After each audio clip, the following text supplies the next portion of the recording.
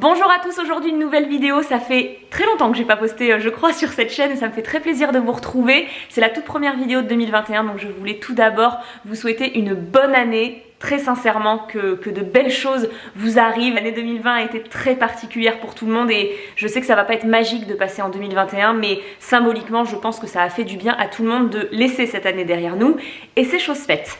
Pour cette première vidéo, c'est peut-être celle qui va être la moins construite de l'année, mais j'ai beaucoup de vidéos en tête de décryptage de marques, de mon avis sur des marques, sur des façons de communiquer, sur le marketing, sur le greenwashing, etc.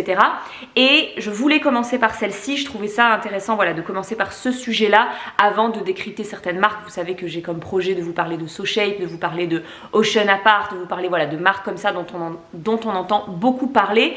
Et je ne me considère pas, je pense le redire à chaque fois, mais comme une experte.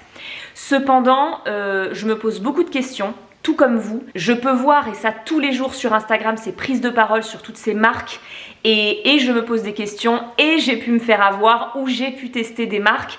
J'ai aussi cette chance avec un compte, à partir du moment où on a un compte avec une petite pastille bleue certifiée, les marques parfois vous répondent un petit peu plus que quand vous êtes un client lambda, c'est assez triste. Par exemple pour Ocean Apart, je sais que j'ai pu finir par avoir des réponses, chose que vous n'arriviez pas toujours à avoir, donc voilà, j'aimerais utiliser ma pastille bleue pour avoir des réponses. J'aimerais utiliser ma visibilité, mon influence pour essayer de partager des infos, mais surtout j'aimerais qu'on se pose des questions ensemble, qu'on essaye de déconstruire les choses qu'on nous donne comme ça toutes cuites ensemble, donc on essaye au mieux d'acheter en conscience. Je suis pas là pour vous montrer ô combien je fais les choses parfaitement, je suis pas là pour vous montrer ô combien je n'utilise que des marques et ne porte que des marques parfaites, pas du tout.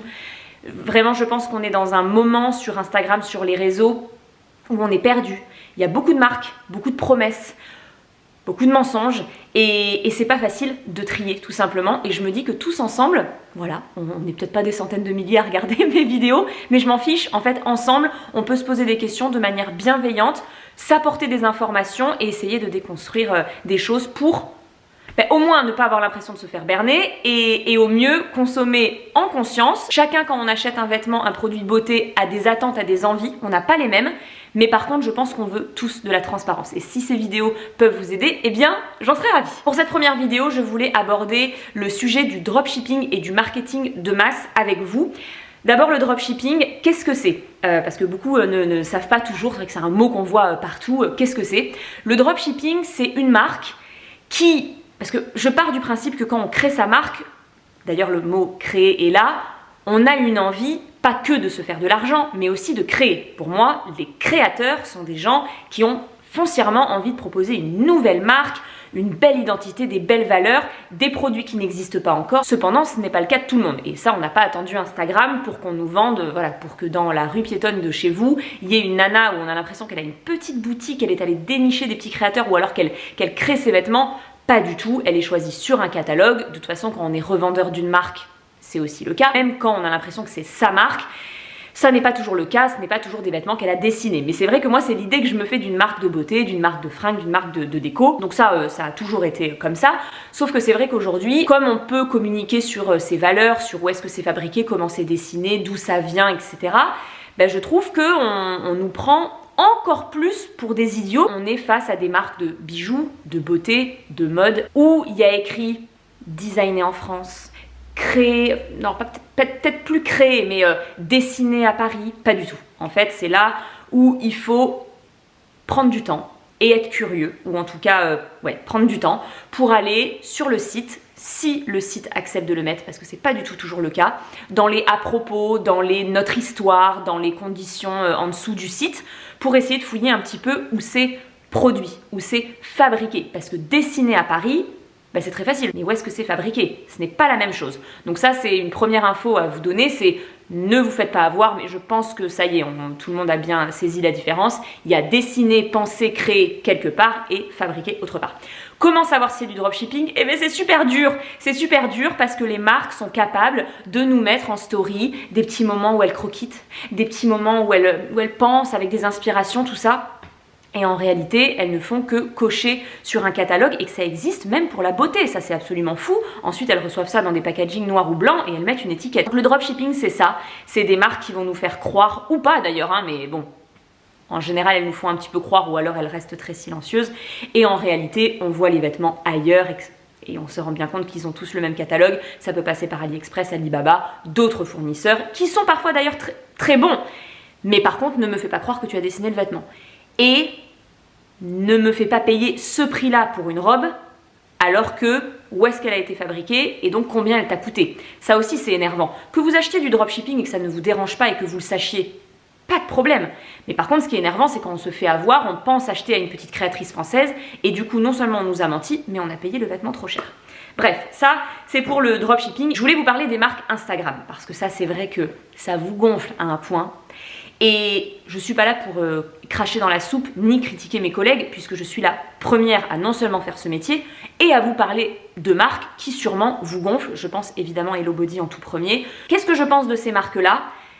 Moi, ce n'est pas une façon de communiquer que j'apprécie. Quand j'entends en façon de communiquer, c'est-à-dire travailler avec beaucoup d'influenceurs, je trouve que ce marketing d'urgence, ça marche invisiblement. Tout le monde le fait en ce moment, donc je suppose que ça marche.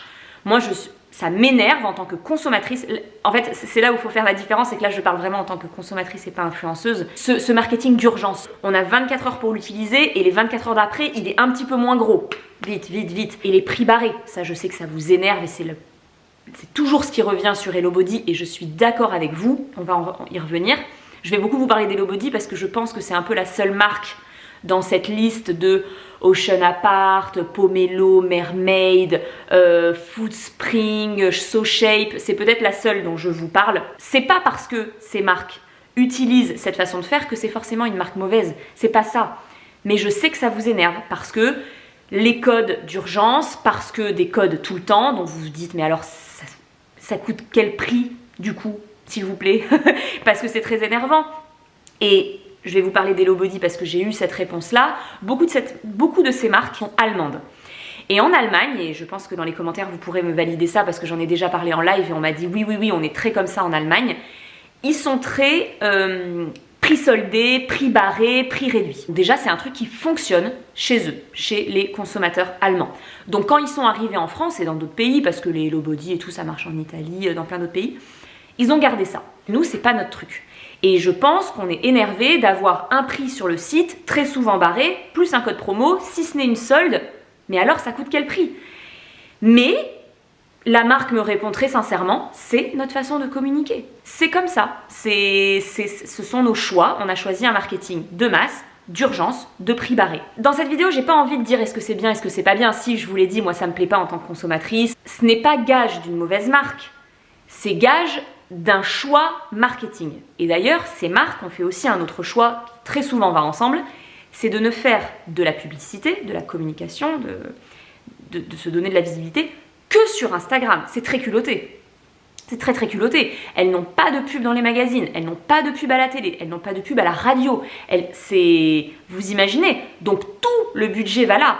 Et l'enjeu est énorme et concentré sur un seul réseau. Donc vous imaginez, c'est vrai que cette façon de communiquer, on est perdu. Et c'est aussi pour ça que je trouve intéressant de suivre des influenceuses comme moi qui testent. Il faut avoir confiance en son influenceur. Ça, c'est aussi une info clé, c'est que comme il y a un peu que les influenceuses et influenceurs qui parlent de ces produits, suivez des influenceurs en lesquels vous avez confiance. Et j'espère que c'est notre cas parce que ça fait plus de 11 ans que je partage des choses avec vous et je suis pas là pour vous mentir. Mais par contre, je vous inviterai et j'espère vous donner des clés, derrière, vous posez-vous aussi des questions parce que peut-être qu'un bon produit pour moi n'est pas assez bien pour vous. On n'a pas tous les mêmes exigences, encore une fois.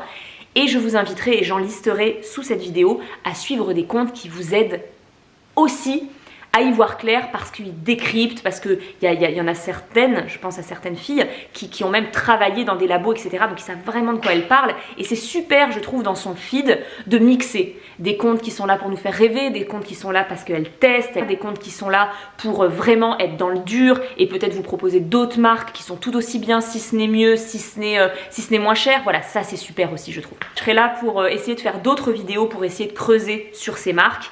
parce que finalement la seule que je connais bien c'est Hello Body et en plus je l'aime bien, donc pourquoi pas.